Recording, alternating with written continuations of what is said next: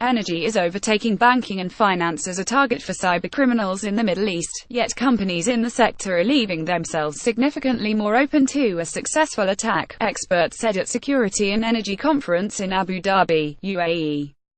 Colocated within the Abu Dhabi International Petroleum Exhibition and Conference Adipec, Security and Energy recognizes the increasingly critical importance of IT systems to oil and gas operations.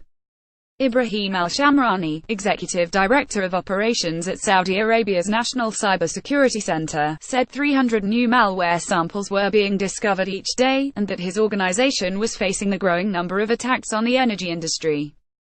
The energy sector is trending to be the second most targeted sector in the country in 2017, behind the government and ahead of the financial and telecommunications sectors. Al Shamrani said. However, attackers are 3 times more successful in compromising energy companies than they are in the financial sector. In this era, if oil and gas companies think they haven't been attacked, or even compromised, I can tell them, you are not looking hard enough. Recent figures from McAfee estimate the global cost of cyber-related crime, or illicit activity, is between $375 billion and $550 billion per year. In a keynote address to the Security and Energy Conference, Don Randall, former head of security and chief information security officer CISO at the Bank of England, said he believed that figure was probably around $400 billion, and growing at between 10 and 20% per year. When we look at the types of issues that could affect the oil and gas or energy industries, the 3 principles are stealing, phishing, and false identity. Randall told the conference. It doesn't matter if you're in the financial sector, in energy, utilities, the government, or anything else, the cyber attack will be the same, it's just the consequences that are different. For those making attacks, the chances of getting caught are low. Randall said that in the first 6 months of 2017, there were 350,000 attacks reported in the UK, but it's estimated that figure only represents 40% of the actual number of attacks taking place.